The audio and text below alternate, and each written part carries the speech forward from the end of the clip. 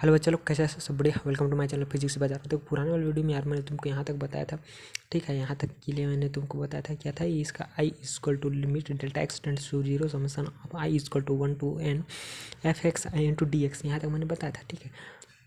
अब देखो, मैथमेटिकल जब लिखने का बारी आता है ना, तो इसको ऐसा नहीं लिखा जाता है। इसको क्या लिखा जाता है? I equal to integral of A to B F X into D X. इस तरह से इसको लिखा जाता है, ठीक है।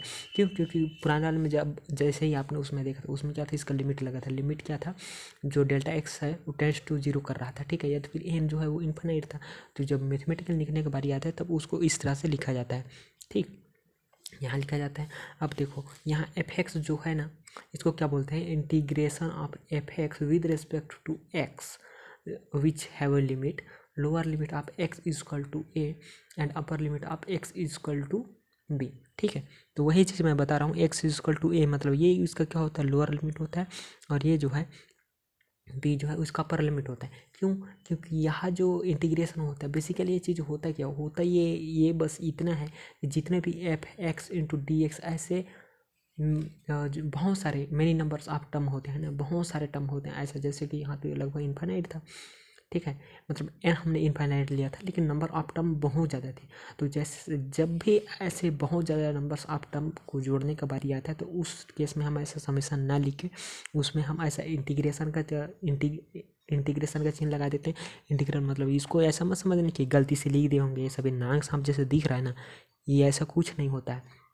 बेसिकली इसी को इंटीग्रेशन कहा जाता है। और इसका लोअर लिमिट और अपर लिमिट लिखने का मतलब ये रहता है कि ये जो है वेरी करते रहता है। लोअर लिमिट ए से बी तक हर एक टर्म वेरी कर रहा है ना, तो इस चीज़ को ये दर्शाता है, इसका लिमिट जो है, ठीक है। और ये इसको मैं बता दिया कि एक्स इक्वल टू ए इसका लोअर लिमिट है और एक्स इक्वल टू बी इसका अपर लिमिट है, ठीक है। आई होप तुम लोग को तो यहाँ तक समझ आया ही होगा। तो इस तरह से इसको क्या किया जाता है? डिनोट किया जाता है। आप इसको अच्छे से समझ लीजिएगा, ठीक है।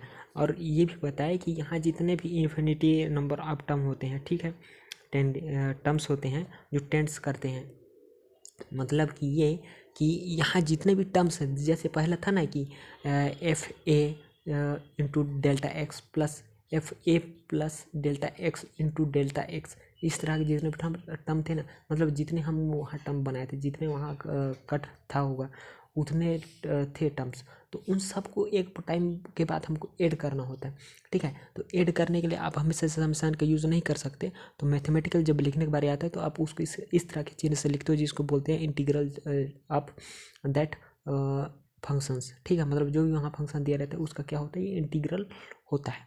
तो इसको एफ एक्स डी एक्स इस तरह से लिखा जाता है, ठीक है। आई होप तुम लोग समझ आया होगा।